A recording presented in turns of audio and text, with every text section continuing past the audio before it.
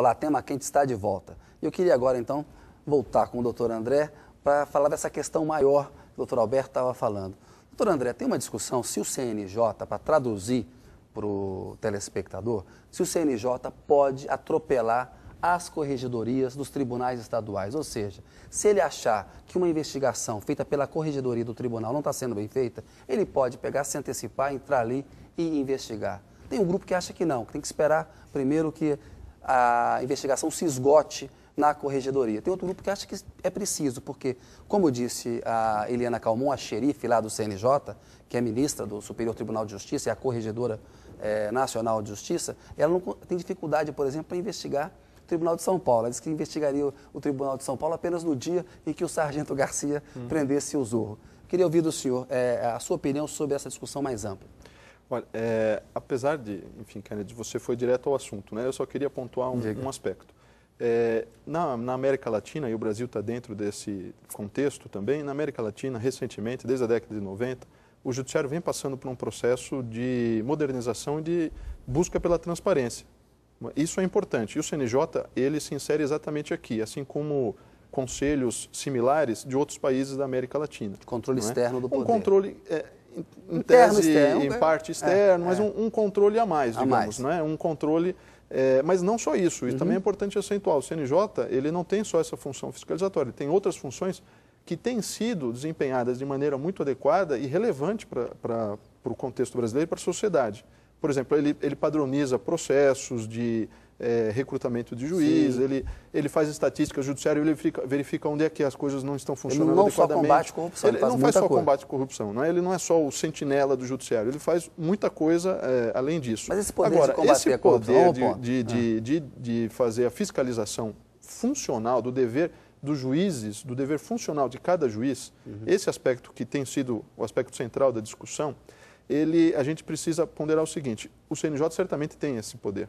O que a gente está discutindo é se ele tem esse poder desde o início, inicialmente, se ele pode abrir de ofício um processo contra um juiz qualquer do Brasil, em que haja indícios, ou se ele deve, como você bem colocou, aguardar que corregedorias façam isso inicialmente. Qual é a sua opinião, doutor? A minha opinião é de que é difícil dar uma opinião, digamos, geral, não é? Mas se eu tivesse que dar uma resposta geral, é de que inicialmente são as corregedorias.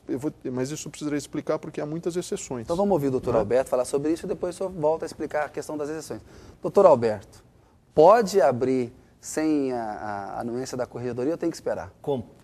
Começo exatamente nessa resposta. No modo de ver meu e da ordem dos advogados de um modo geral, pode, deve. E por que isso? Por quê? Porque o Conselho Nacional de Justiça nasceu exatamente num cenário em que a sociedade, os advogados e aqueles que convivem com o Poder Judiciário reclamavam da falta de acesso, da falta de ação das corregedorias dos estados em relação a várias reclamações que chegavam nessas corregedorias.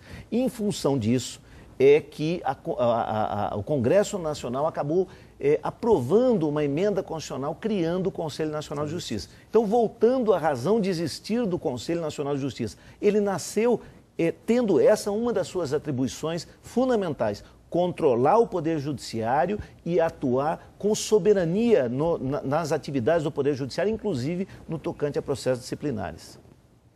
Tem uma discussão que está sendo feita no Supremo Tribunal Federal, para o telespectador saber. Associações de juízes estão questionando o poder do CNJ.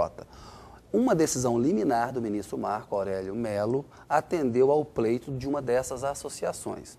E os defensores do CNJ estão brigando, estão defendendo. Em fevereiro, há a previsão de que o Supremo, que é composto por 11 ministros, faça um julgamento definitivo sobre isso, se o poder do CNJ será reduzido ou não. Doutor André, esse argumento do doutor Alberto, assim, de que tem que valer desde o começo, ou seja, isso não é importante para que haja investigação mesmo? Porque se deixar com as corregedorias, um argumento que se usa muito, doutor André, é de que muitas vezes há um certo coleguismo, um certo corporativismo que impede, num colegiado pequeno, que um colega, de fato, investigue o outro. Nessa circunstância em particular, é evidente que aí, de imediato, a competência é do CNJ. Quer dizer, se num tribunal, por exemplo, um tribunal de justiça, não é? Há impedimento porque a investigação é do próprio presidente do Tribunal de Justiça ou o mais antigo que poderia investigar também se sente impedido, ou não há condições de realizar esse tipo de investigação no tribunal, não é? Aí de maneira justificada, fundamentada, o CNJ tem evidentemente competência para desde de imediato, não é, abrir esse tipo de processo. Se eu estivesse no Supremo, fosse julgar, ficaria ao lado do Marco Aurélio ou contra a decisão dele? Primeiro, eu diria que eu acho que a decisão ela não deve ser tudo ou nada. Não é? Uma decisão do tipo tudo ou nada, ela é ruim. Ruim. Para qualquer um dos lados, eu acho. Não é? Acho que a gente tem que ponderar as situações e situações. Nós não podemos, essa é a minha visão, não podemos no Brasil simplesmente dar as costas às corregedorias. Se elas são instituições que não funcionam, não é? Elas deveriam ter sido então extintas. Se nós vamos passar tudo para um órgão central, ignorar federalismo, ignorar a existência de corregedorias, não é? Então nós deveríamos ter feito isso de maneira clara para que todos soubessem que vai passar a funcionar dessa maneira. Não foi isso que foi feito. Tem aqui um e-mail do Wallace Rosa Laurindo que diz o seguinte: como o judiciário é o responsável pelo julgamento, não deveria partir dele, judiciário, uma conduta de total transparência? Um comentário do Wallace, o doutor André estava tecendo os comentários dele. Doutor Alberto, falta transparência ao Poder Judiciário, que é a pergunta da nossa enquete, que tem a ver com o tweet aqui do Wallace? Eu diria que dos três poderes, o Poder Judiciário é o poder menos corrupto. É o poder em que nós temos um menor número de denúncias de corrupção. Em contrapartida, é o poder menos permeável. Mas é menos corrupto porque a gente não sabe de que um modo geral, de tudo está escondido, porque não se sabe. Sem se estabelecer uma estatística da corrupção, até porque ela é muito difícil de se estabelecer com dados concretos, eu poderia dizer que denúncias de corrupção no Poder Judiciário são muito menores do que as denúncias no Legislativo e no Executivo. Entretanto, o Judiciário tem problema em relação à transparência. Eu acho que é louvável todas as atitudes dos tribunais, e muitos tribunais estão avançados. Então, falta alguma transparência. Falta transparência, que bom que todas as contas estejam abertas, que toda essa gestão administrativa esteja aberta, porque isso auxilia o povo, e o povo tem o papel também de exercer algum tipo de controle, porque todo poder, segundo a nossa Constituição Federal, emana do povo. Então o povo tem essa legitimidade de controlar. Doutor André, a nossa enquete que está aí no ar está perguntando: falta transparência ao Judiciário? Eu pergunto ao senhor a sua opinião. Ainda hoje falta uma transparência maior. É necessário que o Judiciário aprimore.